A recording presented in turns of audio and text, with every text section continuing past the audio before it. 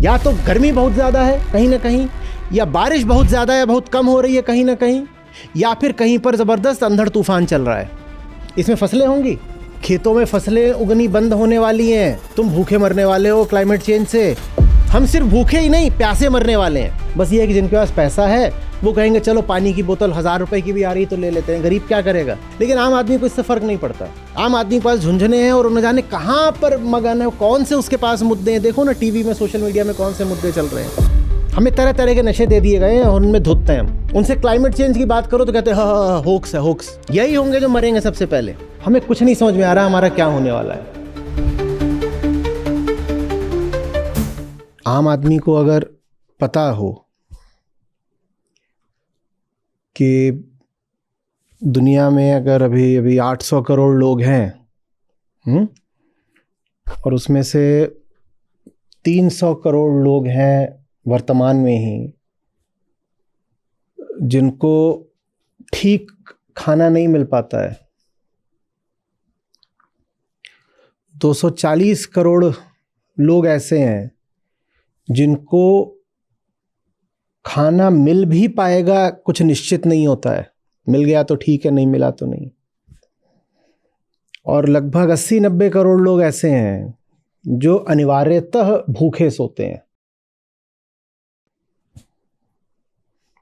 ये बात आम आदमी को पता है क्या? इसका क्लाइमेट से क्या रिश्ता अभी बताऊंगा। 800 करोड़ की दुनिया की आबादी, उसमें से 300 करोड़ लोग ऐसे हैं जिनको खाना मिल तो रहा है पर वो खाना पोषण में कमज़ोर है, ठीक ठाक नहीं है। वो खाना खा करके आप एक स्वस्थ ज़िंदगी नहीं जी सकते। 240 करोड़ लोग ऐसे हैं जिनका पक्का नहीं होता कि उन्हें खाना मिलेगा भी कि नहीं मिलेगा, और 80-90 करोड़ ऐसे हैं जिनका पक्का होता है कि इनको खाना नहीं ही मिलना है। और क्लाइमेट चेंज से जो प्रमुख फसलें हैं सब की सब, गेहूं, चावल, मक्का, ज्वार, बाजरा, ये इनकी ईल्ड में 15 से 25% की कमी आनी है। और ये सारी की सारी कमी जाकर किनके ऊपर टूटेगी? उन्हीं के ऊपर जिनकी परचेजिंग पावर, खरीद पाने की क्षमता सबसे कम है। साधारण डिमांड और सप्लाई का नियम तो जानते हो ना। जब किसी चीज की सप्लाई कम होती है तो उसका प्राइस बढ़ जाता है। जब प्राइस बढ़ेगा तो कौन नहीं खरीद पाएगा? अमीर लोग। जो गरीब है वही नहीं खरीद पाएगा। और जो गरीब है वो वैसा है जो अभी ही खाने को नहीं पा रहा। और जो दुनिया के 80-90 करोड़ लोग हैं ना जो रोज भूखे सोते हैं, इनमें से एक बहुत बड़ा हिस्सा भारत में है। और यही लोग, हमारे भारतीय लोग ही, जो या तो भूखे सो रहे हैं या जिनको खाने की आपूर्ति की भी कोई गारंटी नहीं है, या जिनको खाना मिलता तो है पर ऐसा नहीं होता कि उसमें सब पोषक तत्व हों। इन्हें ही कोई फर्क नहीं पड़ रहा कि क्लाइमेट के साथ क्या होने जा रहा है। अरे होगा, कोई आमरण अनशन कर रहा होगा, हमें क्या लेना देना। तुम्हें ये लेना देना कि तुम भूखे मरने वाले हो क्लाइमेट चेंज से, खेतों में फसलें उगनी बंद होने वाली हैं, और जिनकी वजह से खेतों में फसलें उगनी बंद होंगी उन्हें फर्क नहीं पड़ेगा। उनके पास बहुत पैसा है, अपनी आमदनी का वो खाने पर 1 या 2% खर्च करते हैं। बस उनके पास इतना पैसा है। वो 2% पहले खाने पे खर्च करते थे, अब 3% खर्च कर लेंगे, उन्हें कोई फर्क नहीं पड़ेगा। खाने पर सबसे ज्यादा अपनी आमदनी के अनुपात में व्यय गरीब आदमी करता है। अमीर आदमी अपनी आमदनी का 1 या 2% खाने पे खर्च करेगा, और गरीब आदमी अपनी आमदनी का 60-70% लगाता है खाने पर। जब खाना महंगा हो जाएगा क्योंकि आपूर्ति कम हो जाएगी, तो इन गरीबों को क्या होने वाला है? हम तो वैसे भी इस बात पर बड़ा फख्र अनुभव करते हैं ना कि भारत में इतने करोड़ लोगों, कितने 80 करोड़ है ना, 80 करोड़ लोगों को मुफ्त खाना दिया जाता है। ये वो लोग हैं जिनके पास खाने के पैसे नहीं हैं। हमारी 2/3 आबादी ऐसी है जिसके पास ठीक से खाने के पैसे नहीं हैं। और क्लाइमेट चेंज की गाज सबसे ज्यादा इन पे गिरने वाली है। लेकिन इनको झुंझुना थमा दिया गया है, तमाम तरह के मनोरंजन दे दिए गए हैं, धार्मिक कलाबाजियां दे दी गई हैं, तो इन्हें फर्क ही नहीं पड़ रहा कि भविष्य इनके लिए कितना भयावह है। और ये भविष्य भयावह किनके कारण होने जा रहा है? उनके कारण होने जा रहा है जिनके पास पहले ही पैसा है, उन्हें कोई फर्क नहीं पड़ेगा, भूखे नहीं मरने वाले। लेकिन जो बेकसूर है, गरीब है, वो भूखा मरने वाला है क्लाइमेट चेंज की वजह से। ये बात हमें नहीं समझ में आ रही है। भाई, फसलें एक निश्चित तापमान पर होती हैं और फसलें एक निश्चित गर्मी पानी के पैटर्न में होती हैं। ये नहीं जानते हो क्या? खड़ी फसल पर पानी पड़ जाए क्या होता है? और जिन दिनों में बीज डलना है और बुआई होनी है, उन दिनों में अगर पानी पड़ जाए तो क्या होता है, और पानी ना पड़े तो क्या होता है? ये सब नहीं जानते हो क्या? वो पूरा जब वेदर पैटर्न डिसरप्ट हो जाएगा तो कौन सी फसल होने वाली है? 365 में से 314 दिन एक्सट्रीम वेदर इवेंट्स के थे पिछले साल भारत में। 365 में 314 दिन, माने एक भी दिन ऐसा नहीं था जब देश में कहीं ना कहीं कोई एक्सट्रीम वेदर इवेंट ना हुआ हो। एक्सट्रीम वेदर इवेंट क्या होता है? दो तरीके का होता है, एक होता है टेम्परेचर का, एक होता है प्रेसिपिटेशन का। टेम्परेचर और रेनफॉल, उसमें आप फिर साथ में साइक्लोन वगैरह भी जोड़ सकते हो। या तो गर्मी बहुत ज्यादा है कहीं ना कहीं, या बारिश बहुत ज्यादा या बहुत कम हो रही है कहीं ना कहीं, या फिर कहीं पर जबरदस्त अंधड़ तूफान चल रहा है। इसमें फसलें होंगी, पर आम आदमी को ये बात समझ में नहीं आ रही है। आम आदमी मनोरंजन में व्यस्त है। आम आदमी के पास दूसरे मुद्दे हैं, चुनाव आ रहा है, चुनाव आ रहा है, इसमें और तमाम तरीके के टीवी में आ रहे मनोरंजन, वो देखने हैं। ये मैंने खाने की बात करी। अभी ये जब हम भूखे लोगों की बात कर रहे हैं, बड़ा एक रोचक, ट्रेजिक लेकिन रोचक आपके सामने आंकड़ा रख रहा हूं। दुनिया में करीब 50-60 करोड़ बच्चे हैं जो कुपोषित हैं। उन 50-60 करोड़ में 10-20 करोड़ ऐसे हैं, या 8-10 करोड़, जिनको वेस्टेड कहते हैं। कुपोषित है उन्हें स्टंटेड वाले बोल देते हैं, और जो उनसे भी गई गुजरी हाथ में उन्हें बोलते हैं वेस्टेड। और जितने वेस्टेड बच्चे हैं दुनिया में, लगभग उतने ही ओबीज और ओवरवेट बच्चे भी हैं। माने एक तबका है जिसके बाद इतना ज्यादा है कि उसके बच्चों की समस्या यह है कि ऐसे मोटे मोटे थुल निकल रहे हैं, और एक बहुत बड़ा तबका है जिसके बच्चों के पास खाने को नहीं है। जिनके खाने को नहीं है उनकी तादाद बढ़ती ही जाएगी, बढ़ती ही जाएगी। ये जिन भूखे लोगों की मैंने बात करी ना, आपको क्या लगता है दुनिया ज्यादा प्रॉस्परस हो रही है, समृद्ध हो रही है? जिन भूखे लोगों की मैंने बात करी, पिछले 5 साल में ही इनकी तादाद में 20 करोड़ की वृद्धि हो गई है। दुनिया में भूखों की संख्या बढ़ती जा रही है, और उसका बहुत बड़ा कारण क्लाइमेट चेंज है। हम भूखे मर रहे हैं, हमारे भाई बहन भूखे मर रहे हैं, और उसका कारण क्लाइमेट चेंज है, और हम उसकी बात भी नहीं करना चाहते। ये मैंने अभी खाने की चीजों की बात करी। अब पीने की चीज पर आ जाओ, पानी। दुनिया के 100 शहर हैं जिनमें एक्सट्रीम वाटर स्केर्सिटी होने वाली हो, जो बेंगलोर में अभी देख रहे हो ना, हाँ वो चीज। और उनमें से 30 शहर भारत में हैं, और भारत के 30 शहरों में बेंगलोर का नंबर तो टॉप 10 में आता भी नहीं है, या शायद 10वें नंबर पर होगा, देख के बोलना। और हमें होश नहीं है। हम सिर्फ भूखे ही नहीं, प्यासे मरने वाले हैं। और अगर इस बात के लिए कहीं कोई आंदोलन हो रहा है तो हमारे कान पे जू नहीं रेंग रही है। ठीक बोल रहा हूं? इस लिस्ट में 10वें नंबर पे है, पर इसके अलावा भारत के 30 शहर हैं इसमें। हाँ, मैं इनके नाम लूं अभी यहाँ पे? हाँ, हाँ। जी, कम से कम जो पहले 5 है उनके तो लो। जी, जयपुर, इंदौर, थाने, वडोदरा, श्रीनगर, और इसके अलावा फिर बाकी अन्य राज्यों से भी अलग अलग शहर हैं।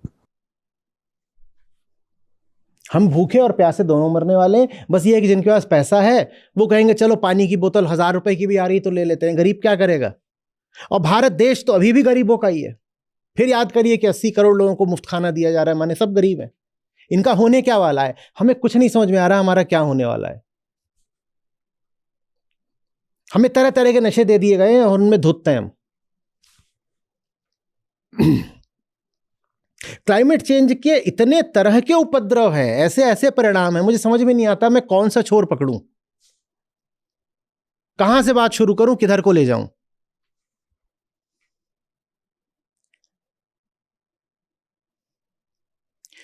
सूखने से पहले बाढ़ आएगी, क्योंकि जब ग्लेशियर पिघलेगा तो पहले पहल क्या आती है, तो पहले तो बाढ़ आएगी,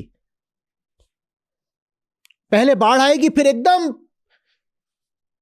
पूरा सूखा पड़ जाना है। जब ग्लेशियर पिघलेगा तो पहले पहल क्या होगा, भारत की 150 करोड़ की आबादी में से आधी से ज्यादा जो हिमालयन रिवर्स हैं उन पर आश्रित है, पूरा उत्तर भारत।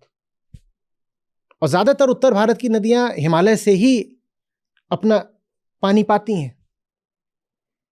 जब इतनी तेजी से ग्लेशियर पिघलेगा तो बाढ़ आएगी और उसके बाद कुछ नहीं, अपनी नदियां देखने को तरस जाओगे, नदियां नहीं है। और ये बहुत आगे की हम बात नहीं कर रहे हैं, ये बात हम अभी की कर रहे हैं। ये सब कुछ अगले कुछ सालों में, कुछ दशकों में होने जा रहा है।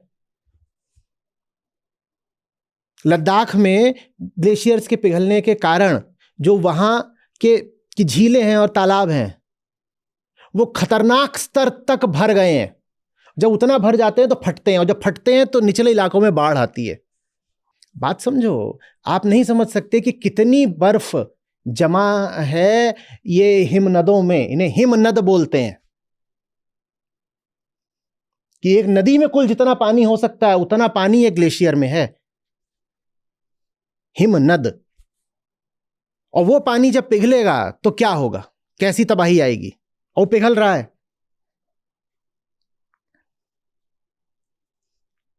और उसके पिघलने से मैं आपसे पहले भी बता चुका हूं कि एक बहुत गंदा फीडबैक साइकिल शुरू होता है। बर्फ का रंग सफेद होता है। बर्फ पर जब धूप पड़ती है तो बर्फ उसको वापस रिफ्लेक्ट कर देती है, लेकिन जैसे जैसे बर्फ पिघलती जाती है, और बहुत तेजी से पिघल चुकी है, पिघल रही नहीं है, पिघल चुकी है, वैसे वैसे बर्फ के नीचे की जो मिट्टी और चट्टानें हैं वो एक्सपोज होते जाते हैं और वो सूरज की रोशनी को सोखते हैं।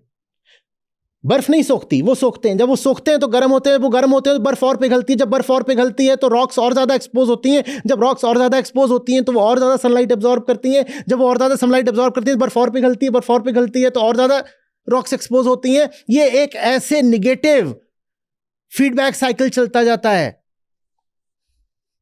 और वही जो पानी है जो पिघल रहा है, जब उस पर धूप पड़ती जाती है और तापमान बढ़ता जाता है तो पानी क्या बन जाता है, भाप, वाटर वेपर, H2O। और H2O अपने आप में ग्रीन हाउस गैस होती है। ग्रीन हाउस गैस कोई सिर्फ कार्बन डाइऑक्साइड थोड़ी ही होती है। कार्बन डाइऑक्साइड से कहीं ज्यादा बड़ी ग्रीन हाउस गैस मीथेन है। N2O, H2O, ये सब ग्रीन हाउस गैसेस हैं।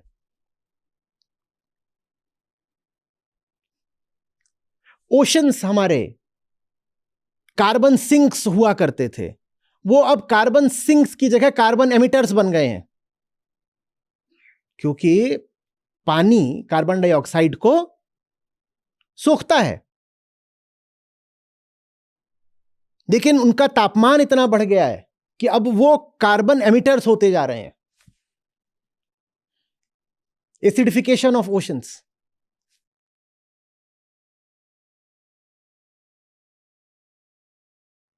बात कुछ समझ में आ रही है?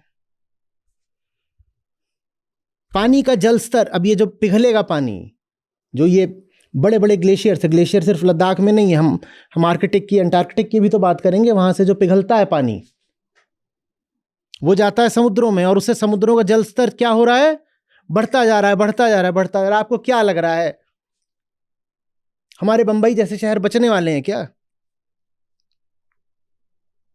जितने हमारे तटीय शहर हैं, चेन्नई, मुंबई, इन सब की जनसंख्याएं बहुत बहुत खतरे में आ चुकी हैं, और वो खतरा कहीं से टल नहीं रहा है। 2015 में पेरिस में बड़ा समझौता हुआ था,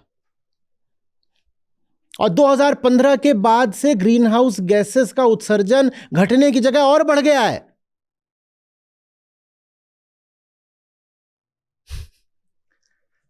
हाँ, जिस गति से पहले बढ़ रहा था उस गति से नहीं बढ़ रहा है, लेकिन कम नहीं हो रहा, और बढ़ रहा है। आप पहले ही एक बहुत खतरनाक हालत में थे, आपकी हालत और खतरनाक हो रही है।